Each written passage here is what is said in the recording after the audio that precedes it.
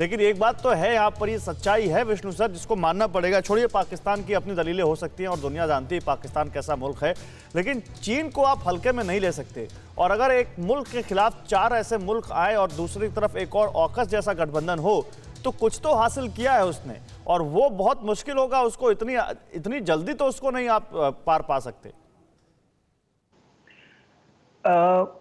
आप ये कह रहे हैं कि चीन पार नहीं पा सकता? नहीं, हम या दुनिया, क्वाड जिस तरह से, क्वाड का जो मोटो है उसको बड़ा टाइम लगेगा चीन के बरक्स अपने आप को खड़ा करने में, या जो उनका मोटो उसको हासिल करने में। बिल्कुल लगेगा टाइम, इसमें कोई शक नहीं है। देखिए, हकीकत क्या है, हकीकत ये भी है कि हर एक देश परेशान है चीन से, पर कोई भी देश अमेरिका और चीन के बीच में चुनना नहीं चाहता। हर एक देश हेजिंग कर रहा है, ये देख रहा है कि हर एक देश के आर्थिक हित हैं चीन में, जिसका आपने भी जिक्र किया। हमारा ही देख लीजिए, हमने कोशिश की उनसे इंपोर्ट कम करने की, पर हमारा इंपोर्ट कम नहीं हो रहा है। इसके लिए कुछ हमको ठोस कदम उठाने पड़ेंगे और लोगों को साथ चलना पड़ेगा। अगर हम सोचें कि हम इंपोर्ट कम कर लेंगे पर इससे हमको नुकसान नहीं होना चाहिए, तो वो नहीं होगा। मैं ऑस्ट्रेलिया की मिसाल देना चाहता हूँ, और उससे हमको उनका जो जैसे कदम उठाए वो हमको सराहना करनी चाहिए। ऑस्ट्रेलिया के लिए चीन सबसे बड़ा इकोनॉमिक पार्टनर है, पर क्योंकि चीन का रवैया गलत था, तो ऑस्ट्रेलिया के प्रधानमंत्री ने कहा कि एक आर्थिक नुकसान भी होता है, तब भी हम देश के हित में काम करेंगे। तो एक मुहिम शुरू करनी बहुत जरूरी है। नहीं, लेकिन सर इस चीज को और आगे बढ़ाते हैं। देखिए, अभी हम क्वाड की बात कर रहे हैं, हम ये जानते हैं और कई बार सरकार की तरफ से ये ऑफिशियल स्टेटमेंट है कि भारत और चीन के संबंध अपने सबसे तनावपूर्ण दौर में हैं इस वक्त। एलएसी पर, अब सुधीर सर मैं आपके पास आ रहा हूँ, सबसे तनावपूर्ण दौर में हैं, और उस दौरान जब हम क्वाड जैसी संरचना में शामिल हो रहे हैं, तो भारत और चीन के बायलैटरल संबंधों पर आप इसका कितना असर देखते हैं? या भारत की जो 12 दौर की बात हो चुकी है चीन के साथ, क्या हमारी नेगोशिएशन पावर में इससे कोई बदलाव आता है सर? देखिए, जहां तक चीन की बात है, चीन के साथ हमने बहुत कोशिश की है। हमने पिछले 1988 में जब राजीव गांधी गए थे, तब से चीन के साथ बाउंड्री की बात हो रही है, हर एक चीज़ की हो रही है, पर वो हर एक मामले को जटिल बनाते जा रहे हैं, क्योंकि उन्होंने ये देखा है कि आज नहीं तो कल भारत एक काउंटरवेलिंग फोर्स बनेगा। तो उन्होंने ठानी हुई है कि भारत को अंडरमाइन किया जाए, भारत को एम्बैरस किया जाए। तो अब हमने जब देख लिया कि 30 साल की जो हमारी एग्रीमेंट्स थे, समझौते थे, उसकी कोई मान्यता नहीं है, तो हम कब तक चीन के साथ ऐसा करते रहेंगे? हमको it can not be business as usual. तो हमको पैंतरा बदल, मैं रैप अप कर रहा हूँ, मुझे सिर्फ 15 सेकेंड और दे दीजिए। अब समय आ गया है चॉइसेस का।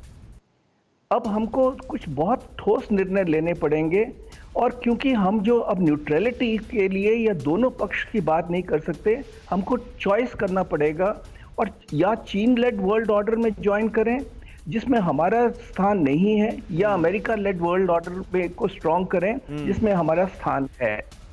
बड़ी बात आपने कह दी। सुधीर सर, इसी बात को आगे बढ़ाते हुए देखिए, एक यहाँ पर टोन तो सेट होती है विष्णु सर की बात से कि दुनिया 2 खेमों में बट रही है। एक तरफ चीन है, पाकिस्तान है, टर्की है, ईरान है, दूसरी तरफ अमेरिका है, इजराइल है, भारत है, यूरोपियन कंट्रीज हैं, यूके हैं। अब हमें किस तरह से इस खेमेबाजी में, और रशिया का रोल बड़ा इंटरेस्टिंग है, भारत रशिया को भी नहीं नाराज करना चाहता और अमेरिका के साथ भी है।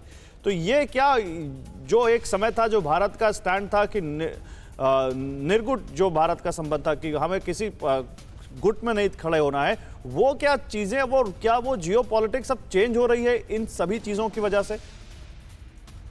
शीत युद्ध के बाद जो जियोपॉलिटिकल सिचुएशन है वो रेडिकली चेंज हुआ है। रसिया का चीन से अभी भी विवाद है। इस भ्रम में नहीं पड़ना चाहिए कि बहुत अच्छी दोस्ती है, क्योंकि कुछ मूलभूत समस्या है और उस सीमा से ही जुड़ा हुआ है। आज भी चाइनीज उन साइबेरिया के उन इलाकों को अपना मानते हैं और मौका लगने पर छोड़ेंगे नहीं। ये रशियन स्ट्रेटेजिस्ट को पता है, पुतिन साहब भी इस बात को मान चुके हैं। अब रही बात, मुझे नहीं लगता कि विश्व एक नए शीत युद्ध की तरफ बढ़ रहा है, इसलिए कि चाइना 18वीं सदी के साम्राज्यवादी शक्तियों जैसा अमर्यादित व्यवहार कर रहा है। तो इस अमर्यादित व्यवहार को रोकना सारे जिम्मेदार देशों का एक दायित्व है। क्वाड के माध्यम से 4 दुनिया के बड़े लोकतांत्रिक देशों ने इस पीड़े को उठाया है। छोटे देश, मझोले देश चीन के डर से बोले नहीं, लेकिन उनकी सहानुभूति इसके साथ है।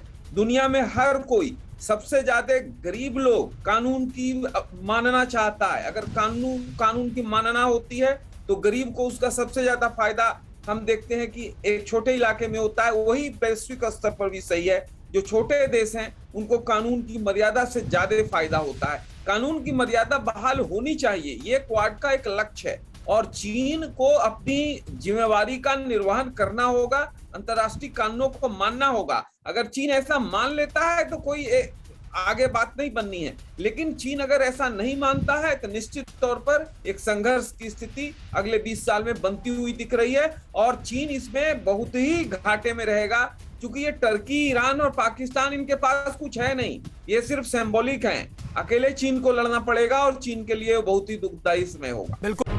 अड़ी सोमवार से शुक्रवार शाम 6 बजे सिर्फ TV9 भारतवर्ष पर।